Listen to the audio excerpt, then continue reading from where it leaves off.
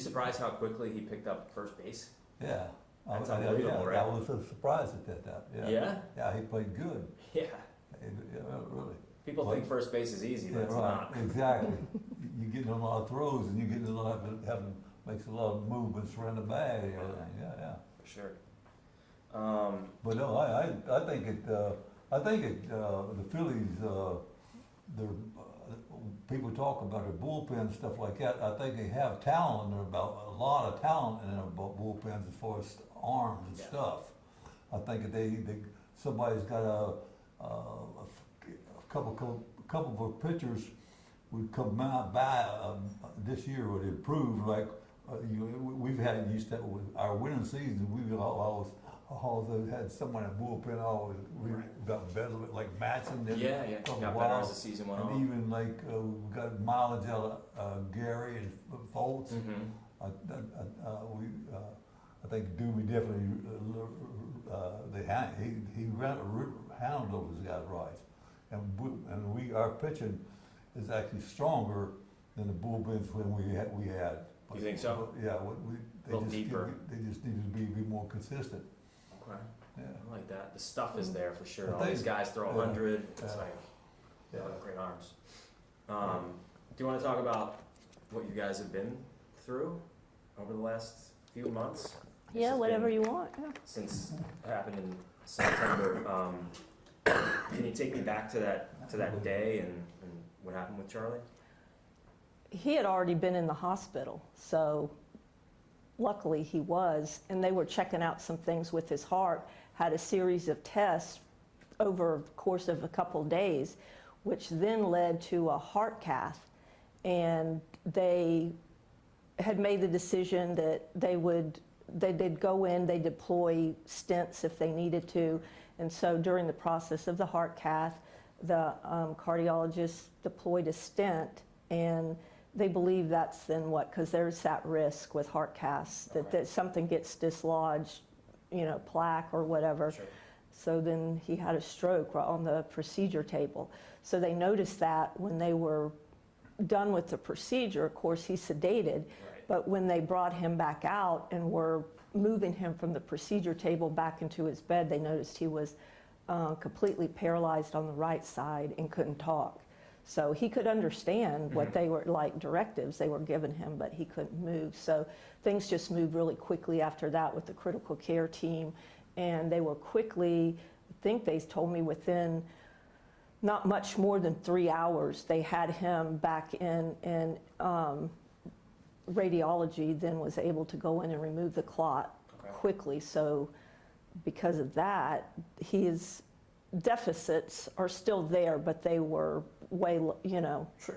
not minimal, but. Right. So then take me through the next few steps, the next few days, weeks. What was that whole process Yeah, like? so when he comes out of the procedure to remove the clot, he was in ICU and he was intubated. So I asked the nurses, and during the whole thing, I'm asking the nurses, is he aware of what's going on? And they said he absolutely knows. And so they talked to him, and we all just had to talk to him to tell him what had happened, but that they were helping him and he would be okay. Sorry. It was pretty dramatic and emotional. That's okay. And I cry all the time. So anyway, so they took him to ICU, and immediately they just, start pushing him to respond to commands just to evaluate to see how he was doing. And after a couple days, then of course they took out the breathing tube, and he then waited for just several days till he was eventually able to go into inpatient rehab. Chuck, how scary was this Yeah. for you where you were sitting? I was actually I don't think I was scared. I couldn't because I really couldn't relate to things. Like I was I couldn't move, I couldn't talk. I mean, I couldn't talk. I could, after about a day or two, I could I would just stuff come out of my mouth like, yeah, I guess, and I mean, I couldn't say nothing. Sure. And that was frustrated, and I could thought, and I get things started going through my hand. Once I realized what was had happened, I felt like it, like I couldn't talk and I couldn't walk and things like that, and I got down as far as that. Like I think I got, I was kind of. I don't know. It's hard to explain. I was mad most of the time, and He had a lot of questions. He repeatedly was asking Sure. what happened, Yeah. and we would walk him through for days. He would just be asking about the stroke and asking specifically what happened in the stroke, and you could tell he was just trying to just understand exactly, what had happened to him, and he just, was coming out of it and confused, but luckily we had a good team too of. once I could start stand up, and I noticed my speech was getting better. I mean, I still got a good ways to go, but my speech definitely in the last couple months is really come back a lot. Sure. And they say that I got a good chance of getting it back completely. After they said it's going to may take about 6 months to a year, but and when I started, I'd get mad sometimes because when I go to speech class, I'd have to read sentences, like I couldn't say any sentence at all, and I had to read them, and it was kind of like touch the dog and things like that. Yeah. And I thought to myself, but I used to try to tell Missy, I'm a little boy again. That was like that, but throughout the whole thing, and as soon as he was still in ICU and he was watching games, Phillies games on the iPad, he could not express a lot, but you could just tell him second guessing and reacting to the game. Right. I mean, and his first talking and really being able to communicate, it was like how clear his memory was and his cognition was as it related to baseball. He might have been confused about some other things, but there was nothing about baseball that ever left his mind. Sure. There were a lot of things that he had to really search to recall, but it was pretty interesting how that worked. That was, I guess that being his life, he had that just ingrained in his brain. So, when do you think things started to take a positive turn? How long did that take? I'd say 2 to 3 weeks. Okay.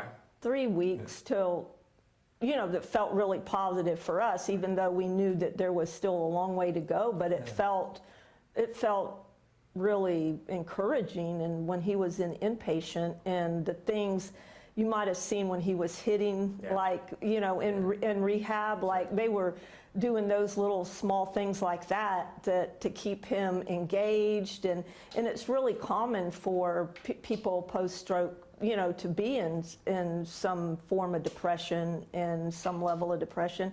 And he had, some depression about it, because obviously his whole life changed dramatically right then. But fortunately now, what are we, 6 months out or something maybe, that things feel relatively normal now. How much do you think baseball helped you through the ordeal? I think it really helped me, because, especially in my speech, because for about, I don't know, maybe 2 or 3 weeks, I didn't respond to it. I didn't really care about it. It was useless for me, I thought.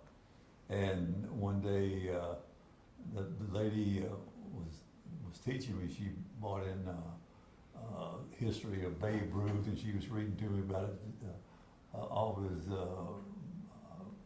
records and all that stuff, and we got to start talking about baseball, so that's what we talked about from, I never had to have to repeat any sentences or verbs or nouns and stuff like that.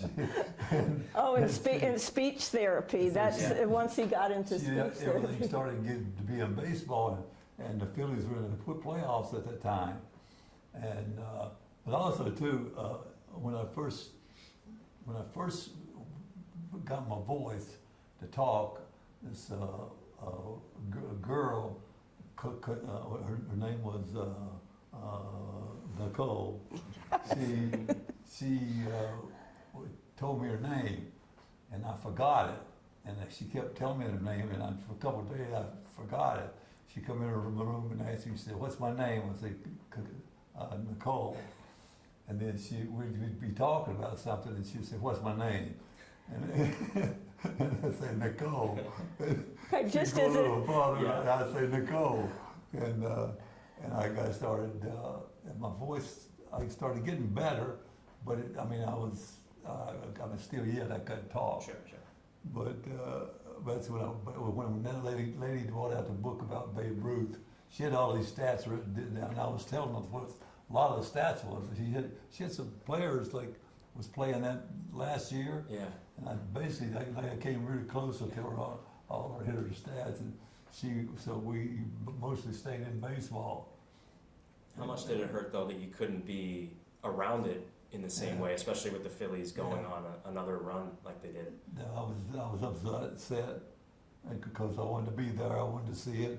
People, I think some people really don't understand my love for baseball about the fact that I don't care who hits a home run or who throws no hitter or something like that. I want to be to watch it, to see it. When guys hit the ball a long ways on the other team, I used to get them all over my pitcher.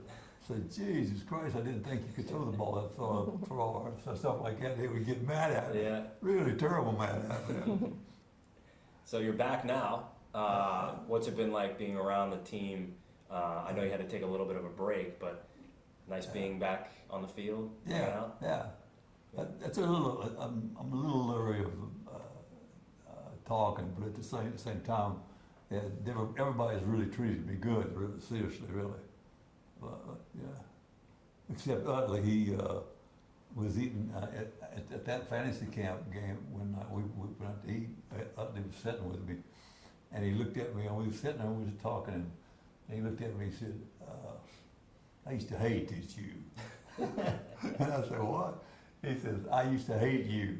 I said, "What do you mean?" He says, "You used to make me ride on a bus all the time in spring training, on away games and stuff like that." I said, "Well, how come you didn't say that?" And he said, "Nah, because I didn't want to." I said, you knew how to put you all on all of them." And he looked at me, he laughed, he said, "But that helped me." Sure. He said he thought that he thought that was one of the best discipline things that I had on our team. Like as far as like veterans sending them to other towns. Exactly. I like that. Talk about the poem. What's the story behind the poem? No. When he was in speech, once he moved to outpatient speech therapy, and then the speech therapist recognized that him talking about baseball was, the way to keep him engaged and keep him talking. And then she asked him to tell a story, and he was struggling trying to think of what story am I going to tell, and I just suggested to him, tell your poem, recite your poem. So he and when he was with Minnesota playing, and then they wrote this poem, him and a group of people wrote this poem, and he's recited it a lot throughout his career. He's used it, and he started trying to recite it, and he couldn't quite remember it, so we printed it out, but eventually he was able to recite it again, and just felt like a really emotional moment with that too, something that was so, he was able to retrieve all that, with... Is that the one about Harmon? Yeah. That night I said that when I was at the big banquet over in Jersey. When I said a poem, I usually, a lot of my stuff that I had one speech, and I would never go somewhere and talk, and people would laugh. I mean, they really, I don't know. But we was riding in a car one day when I worked on a tour, and I see in our tour in Minnesota, we took like 100 to 110 or 12 had stops a winter. Okay. Plays all over 5 states. Okay. And when I used to talk, I would ramble along and stuff like that. And was in a car one day, and Cassie and myself, Johnny Goro, and Danny Thompson. Danny Thompson was shortstop, had cancer, died. A couple years later. He was a good friend of mine, and we wrote that poem in about 10 or 15 minutes. And Cassie said, from now on, when I hit my pencil on the table, it's for you to give you the poem. And I used to do that, That's great. and it was always a hit. So the poem helped you through. Missy also helped you through quite a bit. Right. Missy, what has this been like for you as, caregiver, helper, Just a confidant, very waking, it was a waking up experience, because even though he's been through, and I've been with him through a lot of, health issues and medical emergencies, this one just seemed a little bit more profound. It's just the brain seems so mysterious, and you wonder exactly what's happening. Fortunately, his cognition wasn't affected. He has some other brain things, but it was nothing really as bad as it could have been. But it still was and it has been just a process of feeling the responsibility of taking care of him, because, and particularly, I feel like a little bit heavier weight, I think, because he's so beloved, and I feel like a huge responsibility to protect him and take care of him, which I would no matter who he was, but it just feels like added pressure, Tell me about when you holler at me and stuff. I really tried to encourage him to do his PT and OT and things at home, and at first, I was anxious for him to really work as hard as he possibly could, and as hard as I knew he could, Sure. and how hard he used to coach his players to work, I did. It was trying to be encouraging, but I would kind of get him, Yeah. but it was definitely, it is an emotional process, and especially that because he was feeling more vulnerable than he'd ever felt, and that felt like him giving up a little bit of his autonomy or independence, and so there was a lot of, kind of friction, I guess you would say, but Sure. but nothing that we've been together almost 30 years, like we've worked through everything, and I just try to be there to support him and let him,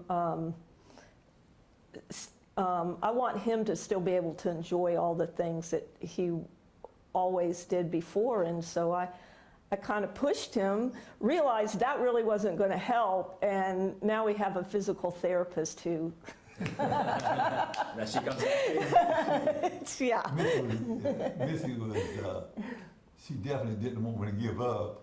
Yeah, I wasn't going to let him give up. I mean, She definitely was.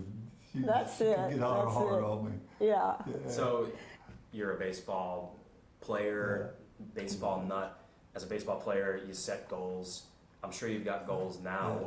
What are they? Yeah. Do you have them written out? Do you know what they are? Actually, I still want to enjoy baseball. Baseball is something that I think that I will always be around, and things. And as long as I'm living and things like that, I'm gonna probably stay interested in it. And, you know, I go to Little League games, and things like that. People don't even know about that. I'll put my hat on and go sunglasses and sit down and watch Little League games and watch who's a good player and stuff like things like that. And I watch high school games and of course I watch the big league games too. The last couple of years, bowling, we were probably going to 30 or 40 big league games. Okay. And I still have a passion to at least talk the guys about it, baseball. I know I can help guys with their hitting as far as teach them the psychological things about it, and I like to talk to hitting coaches and things like that. You know, I still like read about the game. I can go fishing. I don't know if I can play golf now or not. I used to and things like that. You'll play pickleball with some of these guys out here soon? I can do different things, but end of the day, I'll always back watching the TV, watching the game if it's on, and then in the summertime I watch Lehigh Valley and Reading on TV a lot, and I'll usually have 3 games on. I'll have Atlanta Dodgers or some good team, and have a Phillies, and I'll have one of the minor league teams on at the same time. Never stops. Never stops. How about your goals? What are your goals for him and for yourself? Well, I'm just hoping for him to just stay healthy and just keep moving forward in his recovery. That's kind of where I'm still kind of focused on that, because I think he still has a little ways to go, but you know, just support him in his recovery, and the fact that baseball has really been the saving grace for this. It really has been. So I think it's very marked how different his demeanor and his attitude when he was not able to come to the ballpark versus once he can be at the ballpark, be around the guys, be around the game. It's what he needs emotionally, and probably now more than ever he needs it. We see you back at the bank this summer? Some point in time, you know, we don't have plans now, but you know, we're just working through it one day at a time and see, you know, see what happens. Just keep him moving. That's the thing. He turned 80. And that just doesn't seem like a big deal. It kind of sounds like, okay, he's 80, but I don't feel like he's ready to stop, you know, and I don't think there's anything that should keep him from stopping, because it's what he loves to do. Before we go, talk about the shirt. What's Homers or Philadelphia. Philadelphia is for homers. We have a new shirt too. We'll have to keep an eye on the new. Yeah, the new one is a little means a lot. That's one of his best, like. All the years I've been in baseball, when I talk about hitting, I always say little means a lot. A little means a lot. How you hold your bat, a little bit, and what you do with it, things like that. Also, then your weight shift, everything you do. It's got to be on time. It's a balance rhythm, and it's just be always and be ready to hit and things like that.